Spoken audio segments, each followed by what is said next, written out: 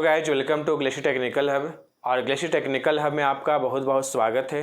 और आज हम लोग यहाँ पे डिस्कस करने वाले हैं, आज हम लोग यहाँ पे बात करने वाले हैं कि 3 साल का जब डिप्लोमा आप कंप्लीट कर लेते हो, वो भी सिविल ब्रांच से, ठीक है, सिविल ब्रांच से 3 साल का डिप्लोमा जब आपका कंप्लीट हो जाता है तो उसके बाद गवर्नमेंट सेक्टर में आपका जॉब कितना है, ठीक है, कितना परसेंट सिविल ब्रांच वाले का जॉब गवर्नमेंट सेक्टर में देखने को मिलता है और किस किस सेक्टर में देखने को मिलता है, आज इसी सब टॉपिक पे डिस्कस करेंगे। देखिए, बहुत सारे बच्चे लोग क्या करते हैं कि डिप्लोमा तो यार सिविल इंजीनियरिंग से कर लेते हैं, बट उनको कोई आइडिया नहीं होता है कि किस सेक्टर में जॉब है, ठीक है। टॉप लेवल का जो कुछ 1-2 सेक्टर है उसी के बारे में आप लोग केवल जानते हो, उसके अलावा भी बहुत सारे जॉब हैं यार, ठीक है। तो सिविल ब्रांच का कितना जॉब है हर सेक्टर में, आज हम लोग यहाँ पर डिस्कस करेंगे। और इस वीडियो पे आप लास्ट टाइम तक बने रहिए, इस वीडियो को अच्छे तरीके से वॉच कीजिएगा। और जो भी अगर कोई कन्फ्यूजन हो रहता है, कोई भी डाउट अगर रहता है, तो इस यूट्यूब चैनल के, ठीक है, मतलब इस वीडियो के कमेंट बॉक्स में कमेंट कीजिएगा और मेरा पूरा कोशिश रहेगा कि आपका कमेंट का रिप्लाई दिया जाए।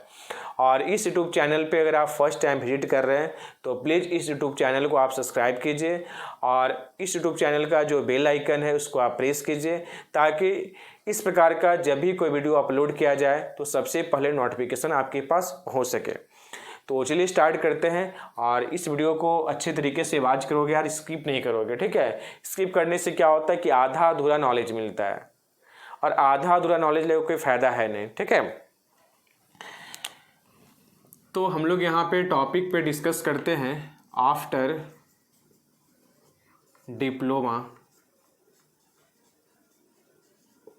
ठीक है, government job in civil engineering, आप इन सिविल ब्रांच कर देते हैं, ठीक है। देखिए, गवर्नमेंट जॉब पे हम लोग यहाँ पे सबसे पहले बात करते हैं, ठीक है। अगर देखा जाए गवर्नमेंट जॉब है यार, ठीक है, सिविल ब्रांच के लिए, तो सबसे पहले बात करते हैं कितना परसेंट जो जॉब है सिविल ब्रांच को मिलता है। देखिए, गवर्नमेंट सेक्टर में जो जॉब मिलता है वो सब 3 ब्रांच वाले को सबसे ज़्यादा, ठीक है। एक है सिविल, एक है मैकेनिकल, सिविल के बाद इलेक्ट्रिकल और एक है आपका मैकेनिकल, ठीक है। ये 3 ब्रांच ऐसा है जिसमें सबसे ज़्यादा गवर्नमेंट जॉब देखने को मिलता है। और भी ब्रांच है, कंप्यूटर साइंस, इलेक्ट्रॉनिक्स, बहुत कम है, ठीक है। तो अगर तीनों को मिलाकर अगर 100% हम लोग मानते हैं कि 100% इसी 3 ब्रांच के बारे में सबसे पहले बात कर रहे हैं, ठीक है, इसी 3 ब्रांच के बारे में सबसे पहले बात किया जा रहा है। अगर ये 3 ब्रांच मिलाकर अगर 100% जॉब है यार, 100 सीट है, ठीक है, बाय द वे, तो उसमें से क्या है कि आपका जो सीट है वो 60 सीट मान के चलिए, 60 सीट जो है, ठीक है, वो आपका सिविल ब्रांच के लिए एकदम फिक्स है। बच गया आपको 40। अब 40 में से भी क्या जो सीट है, ये 25 जो सीट होगा वो इलेक्ट्रिकल के लिए और 15 जो सीट होगा वो आपका मैकेनिकल के लिए। बात समझ में आ रहा है यहाँ पे। तो यहाँ पे देखिए क्या कि सबसे ज़्यादा जो वैकेंसी है यार, ठीक है, किसमें है आपका, यहाँ पे सिविल इंजीनियरिंग में, इसके बाद है इलेक्ट्रिकल में, इसके बाद है मैकेनिकल में। यही अनुपात रहता है, यही रेशियो रहता है लगभग, ठीक है, कि सबसे ज़्यादा आपको सिविल में, इसके बाद इलेक्ट्रिकल में, इसके बाद मैकेनिकल में। ये है गवर्नमेंट सेक्टर का। हाँ, जब ही आप प्राइवेट सेक्टर में जाओगे तो उल्टा हो जाता है, ठीक है। तो गवर्नमेंट सेक्टर में सबसे ज़्यादा जॉब कहाँ पे है, आपका सिविल इंजीनियरिंग में। बात समझ में आ रहा है यहाँ पे। चलिए, तो पता चल गया कि भाई हमारा ब्रांच सिविल है तो अपॉर्चुनिटी है हमको, ठीक है, कि हमको जॉब लगने का चांस बहुत ज़्यादा रहता है। अब हम लोग यहाँ पे डिस्कस करेंगे कि सर पता तो चल गया कितना परसेंट चांस है, ठीक है, यानी मैकेनिकल के तुलना में और इलेक्ट्रिकल के तुलना में सिविल ब्रांच में सिविल ब्रांच में जॉब सबसे ज़्यादा है। अब बात करेंगे हम लोग कि देखिए कौन कौन सा सेक्टर में है। आप लोग यहाँ पे एसएससी का नाम सुने होंगे, ठीक है, एसएससी का, ये हो गया आपका यहाँ पे एसएससी जेई, ठीक है। तो एसएससी जेई का जो जॉब है यार, ठीक, अभी सबसे अगर देखा जाए तो विश्वसनीय, ठीक है, अच्छा डिपार्टमेंट है जॉब लेने के मामले में, ठीक है, मतलब एग्ज़ाम लेने के मामले में और जॉब देने के मामले में भी। तो बाकी सब जो स्टेट जेई सब होता है उसका एग्ज़ाम रेगुलर होता भी नहीं है, कोई डेट फिक्स नहीं होता है, ठीक है, रिजल्ट भी सही टाइम पे नहीं देता है, क्वेश्चन में लीक हो जाता है। बट ये जो आपका एसएससी जेई हो गया, नॉर्मल एसएससी हो गया, वो सब का जो एग्ज़ाम है अभी तक तो लीक नहीं हुआ है और टाइम टू टाइम रिजल्ट देता है, ठीक है। तो सबसे ज़्यादा आपको अगर सीट देखा जाए तो एसएससी जेई में है, ठीक है, किस में है, एसएससी जेई। अब हम लोग यहाँ पे बात करते हैं सेकेंड जो आपका है वो है आपका आरआरबी जेई, ठीक है, आरआरबी जेई। देखिए अगस्त में ही आप लोग का फॉर्म निकला है आरआरबी जेई का और भरे भी होंगे बहुत सारे लोग बहुत दिन के बाद 2018 देखिएगा तो 31 दिसंबर के आसपास में 2018 में, ठीक है, यानी समझिए 2019 से उसको बोलिए, ठीक है, से 19 तक फॉर्म आया था। तो उस टाइम में तो 5 साल के बाद फिर आपका आरआरबी जेई का वैकेंसी निकला है यार, ठीक है। तो इसमें भी सबसे ज़्यादा अगर आप देखिएगा, ठीक है, तो सबसे ज़्यादा जो सीट है वो है आपका सिविल का, इसके बाद इलेक्ट्रिकल का, मैकेनिकल का, कंप्यूटर साइंस का, ठीक है, कंप्यूटर साइंस का भी जॉब आपको आरआरबी जेई में देखने को मिलेगा। तो सबसे ज़्यादा सीट आपका आरआरबी जेई में सिविल ब्रांच का ही है।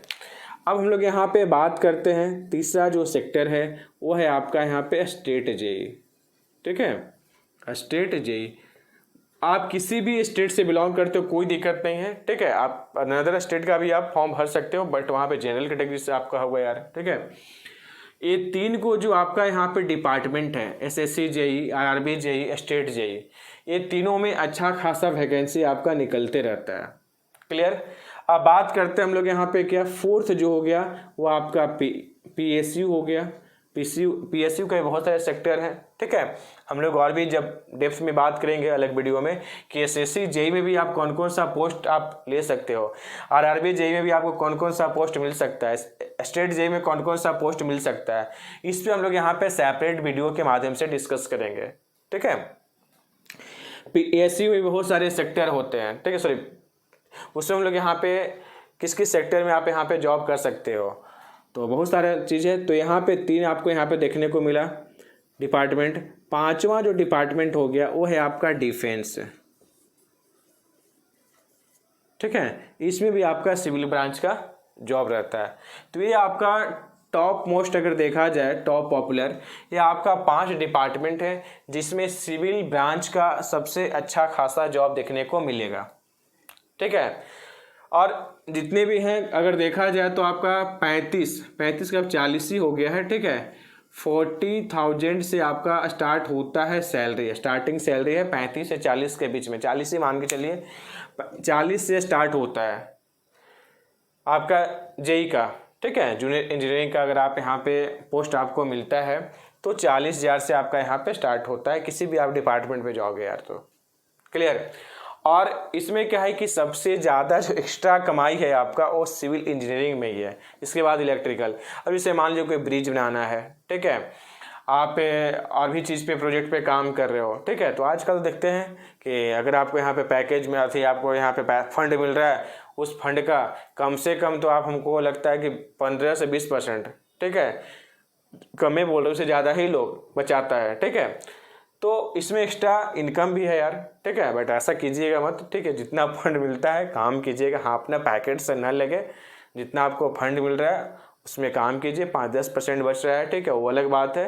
बट बहुत लोग तो घोटाला करते हैं कि नहीं हम 40% 50% घोटाला करते हैं, तो एक सच्चा इंजीनियर का काम ये नहीं होता है, ठीक है। अच्छे तरीके से काम कीजिएगा, अगर गवर्नमेंट जॉब लगता है तो पूरा कोशिश करना है कि जितना फंड मिल रहा है आपको उस फंड का 100% पब्लिक के लिए लगाया जाए, ठीक है, उस प्रोजेक्ट में लगाया जाए, अपना पैकेट से लगाने का कोशिश मत कीजिएगा, ठीक है। अपने ईमानदार लगाना चाहे तो लगाओ, अलग बात है, ठीक है, हाँ अपना पैकेट से भी नहीं लगना चाहिए, तो वो अलग बात है, ठीक है, आप उसमें एक्स्ट्रा कमाई कर सकते हो, तो सब लोग करता ही है क्या, तो वो अलग बात है। तो आपका ये डिपार्टमेंट हो गया, इस डिपार्टमेंट में आपका अच्छा खासा जॉब है। तो आई होप आप लोगों को पता चल गया होगा किस किस सेक्टर में आप यहाँ पे जॉब कर सकते हो।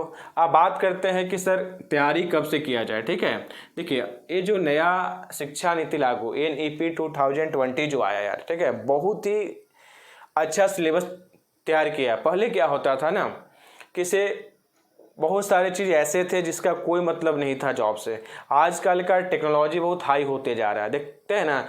बेरोजगारी बढ़ने का सबसे बड़ा अगर रीज़न है तो कोई गवर्नमेंट नहीं है। ठीक है, सबसे बड़ा रीज़न क्या है आपका? टेक्नोलॉजी इतना हाई होते जा रहा है कि बेरोजगारी ऑटोमेटिकली यार बढ़ते जाएगा। ठीक है, जितना टेक्नोलॉजी हाई होते जाएगा बेरोजगारी बढ़ते जाएगा। बहुत सारे एग्जांपल आप देखे होंगे। पहले क्या होता था कि जब आप सिविल इंजीनियर हो, ठीक है, या फिर बनोगे यार, तो देखते होंगे कि अगर आपको एक छोटा सा मकान बनाना है तो आप यहाँ पे एक लेबर को बुलाते थे।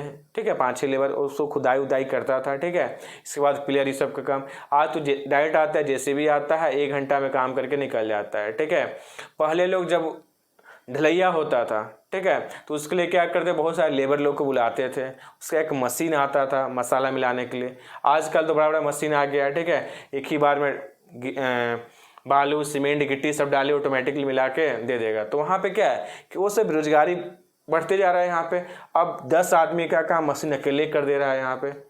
तो टेक्नोलॉजी से क्या है कि काम आपका फास्ट हो जा रहा है, बट उतने लोगों का क्या है कि रोजगार तो बढ़ते जा रहा है। यहाँ पे रोजगार तो लोग कुछ नहीं आते जा रहा है यार।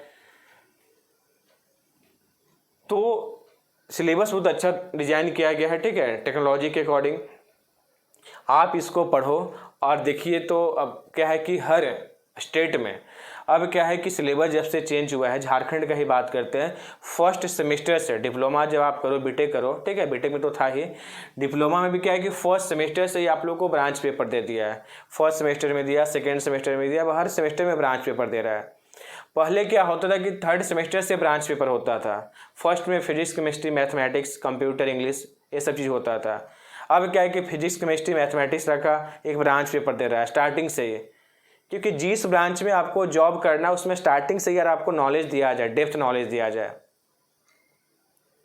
तो सिलेबस को मॉडिफाई किया गया है, अच्छे तरीके से डिज़ाइन किया गया है, बनाया गया है कि जॉब लेने में आपको कोई दिक्कत ना हो। मतलब टेक्नोलॉजी के साथ आप चलते रहो। ठीक है, ऐसा नहीं कि टेक्नोलॉजी कुछ और है, आप पढ़े कुछ और हो तो आपको सीखने में टाइम लग जाएगा, कंपनी को आपको सिखाने में ही टाइम लग जाएगा, तो कंपनी आपको बैठा के तो पैसा देगा नहीं यार। तो इसलिए सिलेबस अच्छे तरीके से डिज़ाइन किया गया, अच्छे तरीके से पढ़िए। और अगर आप चाहते हो कि डिप्लोमा के जस्ट बाद हमको यहाँ पे गवर्नमेंट सेक्टर में जाना है तो उसके लिए ब्रांच पेपर पे सबसे ज़्यादा फोकस कीजिए। ठीक है, अब हर सेक्टर में क्या होता है कि ऑफलाइन एग्ज़ाम नहीं होता, ऑनलाइन एग्ज़ाम होता है, देखे होंगे आप लोग। ठीक है, उसको बोलते हैं CBT, ठीक है, कंप्यूटर बेस्ड टेस्ट। अब पहले 2 एग्ज़ाम होता था, प्री और मेंस, उसका नाम चेंज करके हो गया है क्या, CBT 1 और CBT 2 हो गया है। अब हर एग्ज़ाम आपको यहाँ पे कंप्यूटर पे ही होगा, इसका भी नॉलेज आपको रखना होगा। इसमें कम टाइम में कितना स्पीड से आप यहाँ पे टिक आउट कर पाते हो, तो ये सब चीज़ पे आप फोकस कीजिए। MCQ क्वेश्चन पे ज़्यादा फोकस कीजिए, किसी भी चीज़ को डेप्थ में पढ़िए। प्रीवियस ईयर का क्वेश्चन आप यहाँ पे जो अरेंज कीजिए, तो अभी से आप लग जाओ यार। ठीक है, पहले लोग क्या थर्ड सेमेस्टर में जाएंगे तो ब्रांच पेपर आएगा तब तैयारी करेंगे, तो थर्ड फोर्थ में जाता था, इसके बाद फिर फिफ्थ आ जाता था, फिर ट्रेनिंग होता था उन लोग का, फिर प्रोजेक्ट मिलता था, तो तैयारी अच्छे से नहीं हो पाता था। अब फर्स्ट सेमेस्टर से ही आपको तैयारी करने का मौका मिल रहा है यार। एक सब्जेक्ट 2 सब्जेक्ट का तैयारी करना स्टार्ट कर दीजिए, तो टाइम अब आपको अच्छा खासा मिलेगा। 3 साल प्रॉपर तरीके से SSC JEE के लिए आपको मिलेगा। तो okay bye, thanks all of you. फिर मिलेंगे हम लोग यहाँ पे नेक्स्ट वीडियो के साथ। अगर इस वीडियो के माध्यम से जितना बताया गया है और उसमें कुछ अगर डाउट है, कुछ पूछना चाहते हैं, तो इस वीडियो के कमेंट बॉक्स में कमेंट कीजिएगा। और मेरा पूरा कोशिश रहेगा कि आपका जो डाउट है उसको रिप्लाई किया जाए कमेंट के माध्यम से ही। और फिर हम लोग यहाँ पे मिलते हैं नेक्स्ट वीडियो के साथ।